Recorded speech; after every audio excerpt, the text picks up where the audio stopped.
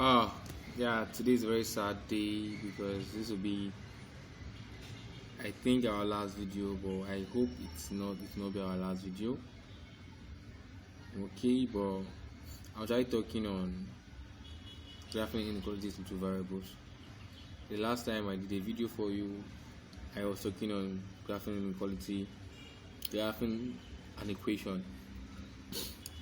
God, graphing an equation, but now I'm talking about graphing inequalities into variables. In solving inequalities, we already know that a graph of a linear inequality is one variable. It's a convenient way of presenting the solution of the inequality. In this article, we will look at the graphical solution of inequality into variables.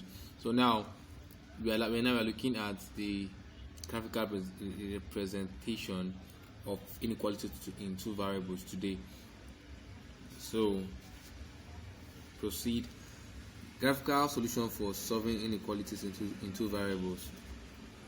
Now we know that a line divides a Cartesian two-dimensional plane. It's in two parts called half plane. So we know that a line divided a Cartesian two-dimensional plane is into two parts called the half plane. A vertical line divides it into left and right half plane. This is what I'm talking about here. A vertical line dividing it into two left and the right plane. This is plane 1 and plane 2. This is our x-axis, s prime, y prime, that's s, negative x, negative y, positive x. And this is our vertical line here dividing the both planes, the left plane and the right plane.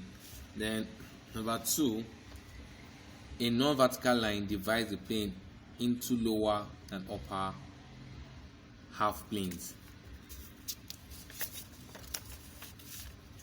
So this is what I'm talking about here. A non-vertical line is a slanted line. It's divided into what? This is the upper half plane and this is the lower half plane. This is 2 and this is what? 1. And here's our y, our x, our y prime, our x prime, to indicate what? S minus, y minus, and x minus. And this is our origin. Always don't forget your origin. So origin was 0. In every graph, the origin is always there, is 0. The origin lies on this line, horizontal and vertical line. The origin lies on horizontal and vertical line.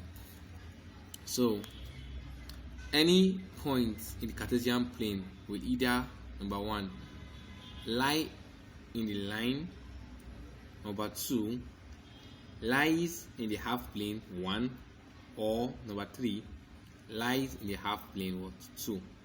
So in the Cartesian plane now, we don't have one of these three. Either it lies, either the Cartesian plane, either any point in the Cartesian plane will either lie. So any point in the Cartesian plane either lie either on the line, just normal line, or this line, or it will lie on the half plane 1, either lie on this upper part, or to lie on the half plane 2, and the other is on the lower part. So let's look at the relationship between the points in the plane and the inequalities ax plus b less than c, or ax plus b greater than what? Greater than c. And I thought about the signs: less than, greater than, less than, equal to, greater than, equal to. So we're dealing with all these things because we're dealing with what? Inequalities. It's when we come to inequalities, that's where all these lines here matters. In the normal sense, all these lines does not. If there's an equation, all these signs don't matter. But an inequality, all those signs what matters. So they say let's look at the relationship between the points in the plane and the inequalities. Ax plus by less than c, or ax plus by greater than what? C. An expression in two variables, x and y, and a constant c can have 3 possibilities. So now this expression now in two variables, we are talking about y, x, y, and what constant c. This guy has three possible ways, three possible relationship. Number one possibility is ax plus by is equals to c. Ax plus by is greater than c, and ax plus by is less than what? Less than c. Where a is not equal to 0, b is not equal to 0. Let's look at the scenario. Let's look at the scenario, because if all ones are equal to 0, if a is equal to 0, b is equal to 0, then your equation is all false. So that's it, where a is not equal to 0 and where b is not equal to 0. So now look at these cases now. The first case is what? Ax plus by is equals to what? Is equals to c. That's what, that is the first case. So in this case, all points having coordinates x and y satisfying the equation ax plus by is equal to c lies on the line representing it. Conversely, all points which lie on the line represented, all points that lie on the line represented ax plus by equals to c satisfy what? The equation. Did you get? I said now. Again, I read. You see the first case now, case scenario here. Ax plus by is equal to what? C. You see in this case, all points having coordinates x and y satisfying the equation ax plus by equals to c lies on the line representing it. Conversely, all points which lies on the line represented ax plus b equals to c satisfy what? The equation. Then for number 2, ax plus by is greater than c. In this case, we will look at two further scenarios where b is greater than 0 and b is what? Less than 0. In the first case, looked at just one scenario. It's going to be looking at two further scenarios where what? B is greater than 0 and b is less than 0. Let's look at the first scenario where b is greater than what? 0. As shown in the figure below, consider a point P open bracket beta and alpha and beta on the line ax plus by is equals to what? C, where b is what? Less than 0. This is sign is what? Is alpha. This is sign is what? Is beta. So now it's our graph. Negative x, positive y, negative y, positive x. Now this is one of our half plane. This is called half plane. This is our first coordinate here, alpha and gamma. That is q is equal to alpha and gamma. Our p is equal to what? This point here, alpha and what? Beta. So our ax on the line now we're having our what? Ax plus by equals to what? Equals to c. That's the point. That's the major point here. That's the point, the major point we're looking for. This point here. So since the point P lies on the line, we have a alpha. So you see, this point now lies on the line now. We're having what? A alpha plus b beta is equals to what? C. Next, take a point Q, is Q, open bracket, alpha and gamma, alpha and what? Gamma. In the half plane 2 as shown. That is the half plane what? 2. Since the point Q lies above the point P, we have what?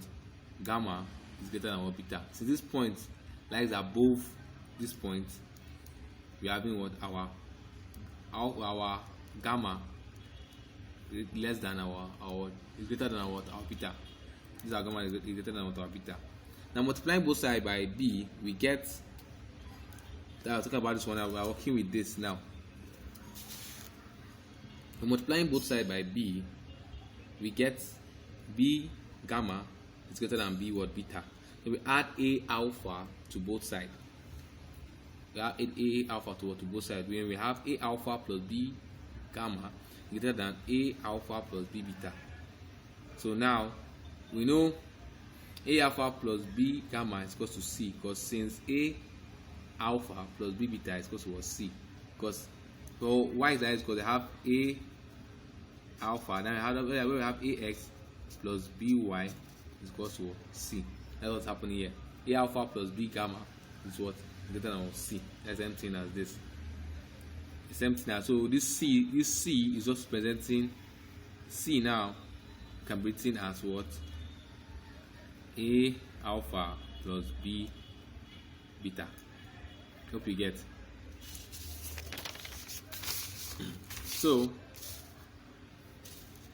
hence we can say that the point Q, which is alpha and gamma, satisfies the inequality ax plus b, a alpha plus b gamma is greater than c. We can also state that all points lying in the half plane 2 (womb bracket b is greater than what? 0 above the line ax plus by equals to c satisfies the inequality ax plus by is greater than what? C. So converse, we're talking here now. This is mostly theory on this part. It's more of a talk. Let the points P open bracket alpha and beta be a point on a line ax plus by equals to c, and the point Q is alpha and gamma satisfying the inequality ax plus by greater than c. Therefore, have a alpha plus b gamma is greater than what? C. So a alpha plus b gamma is greater than a alpha plus b beta, since point P is equals to alpha and beta. Satisfies ax plus by equals to c. We have a alpha plus b beta equals to c. Number 2, we have b gamma is greater than what? B beta. Then so from here, what we did from here is now they divide both sides by what? By b. So we are having what? Gamma is greater than what? Beta. Therefore, indicating that the point Q of alpha and beta lies in the half plane 2. To sum it up, any point in the half plane 2 satisfy ax plus by greater than c, and conversely, any point satisfying the inequality ax plus by greater than c lies in the half plane 2. Similarly, for b is less than 0, it can be proved that any point satisfying inequality ax plus by greater than c lies in the half plane 1, and conversely. So what I just try to say now, talking about the higher ground and lower ground. Higher ground is what? Is the half plane 2. So any point that satisfies this stuff here lies in the what? It lies in the what? Half plane 2, and also lies in what? The half plane 1. So far it satisfies what? This particular point, particular inequality. It also lies in half plane 2 above and the half plane 2 and half plane 1 below. So far it all satisfies this particular inequality here. So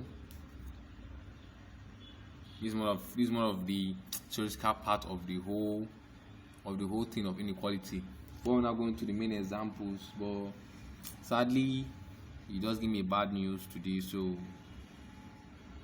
this will be the last video. I'm putting in everything I have into it.